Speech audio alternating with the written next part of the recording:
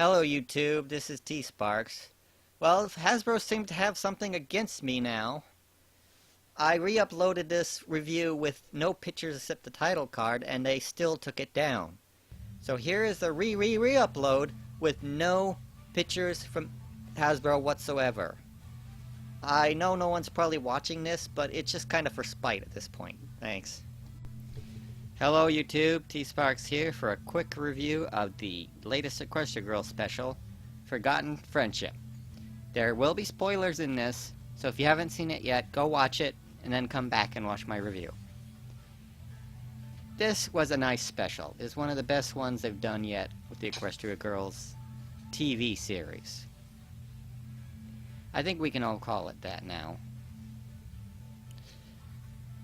It had some of the stuff we've been wanting from Equestria Girls for quite a long time. It had Sunset in a premiere role, where it was mainly about her. She wasn't trying to solve others' problems this time. It was her own problem she had to deal with. And her reaching out to Twilight was great. And of course, the biggest moment of all, her reconnecting with Princess Celestia. We all wanted this to happen ever since we saw the Rainbow Rocks. Before that, we really didn't care that much about Sunset. And it was a nice scene. Princess Celestia is such a freaking troll. The way she looked at Sunset like, I don't know if I should trust you. Oh, the first thing she said after Twilight got back from the first movie was, is Sunset okay? So you never fooled me, Celestia. But I do love how intimidating Celestia was in that moment. She put her wings out, make herself look bigger and more intimidating. She's really good at the theatrics of ruling, that's for sure. It was nice that Luna was there too. She had a very minimal role, but it does raise some questions. Why was Luna there and not asleep? And why don't they give Luna her own throne?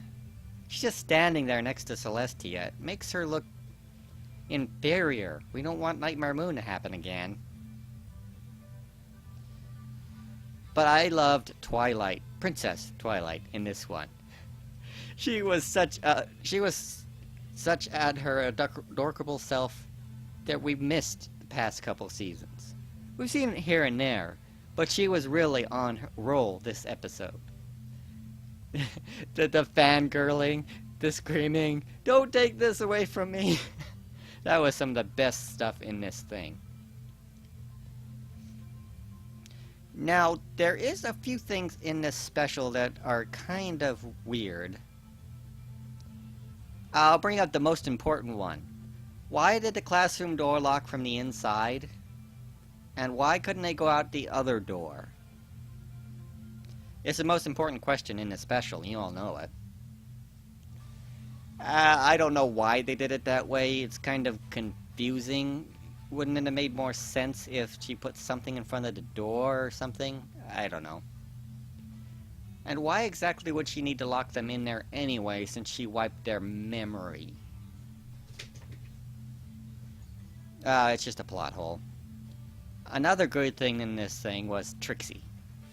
She was an antagonist to a point, but she was just a red herring. I never thought for a second that Trixie was the one that was wiping people's memories. But what surprised the heck out of me is when she showed sympathy for Sunset.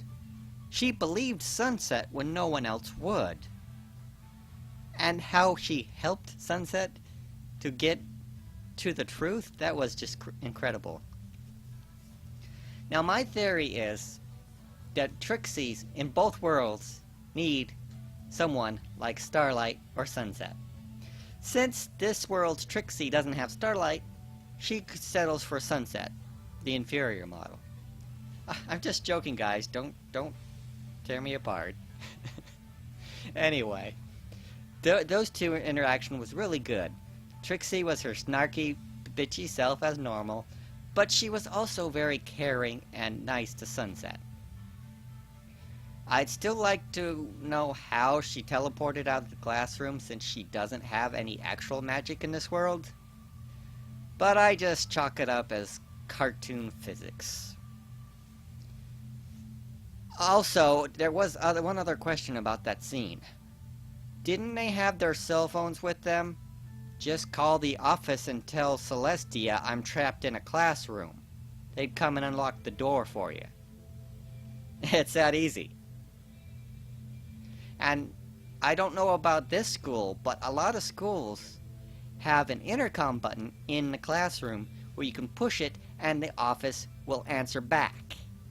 And usually there's a telephone on the desk in there. But, you know, logic never really applied to MLP, so I guess we'll just let that go for now. Now, the antagonist for the episode, Wallflower. She was an okay antagonist. She wasn't anything special. Of course, that was the whole point.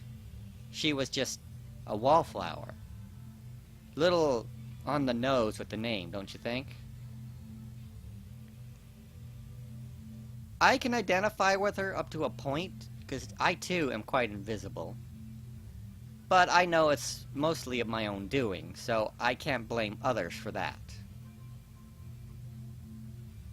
Now, I don't blame her for using the memory stone to wipe other people's memories of embarrassing things she's done, or bad conversations, or stuff like that, because I'd probably do the same thing if I had the stone.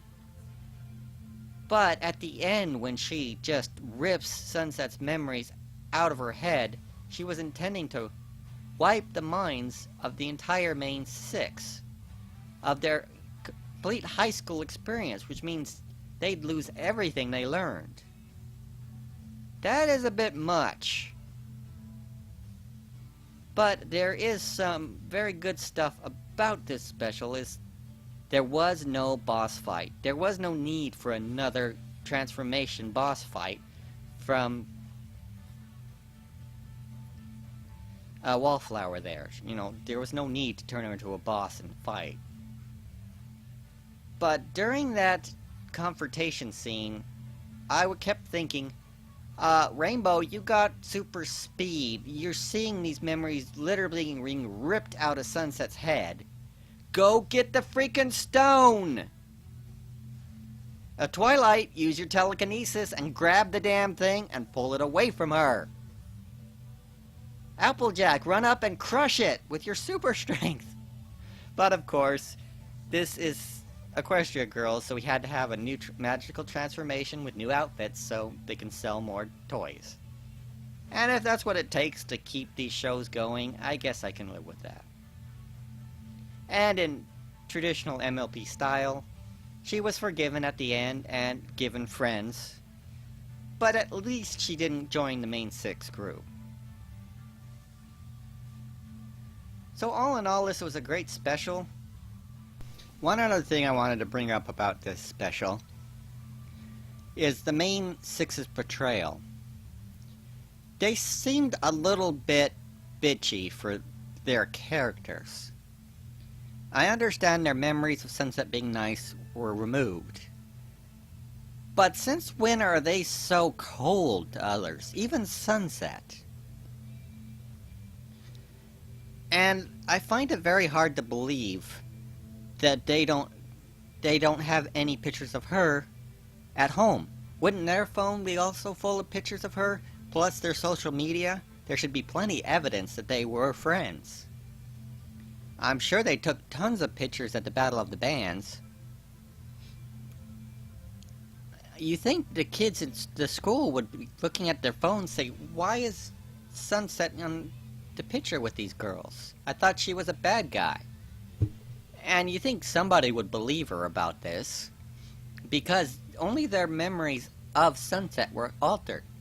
So they know about equestrian magic, they know about Camp Everfree and their pendants, so they all know that magic is here and they have been touched by it. So why exactly did they have such a hard time believing her?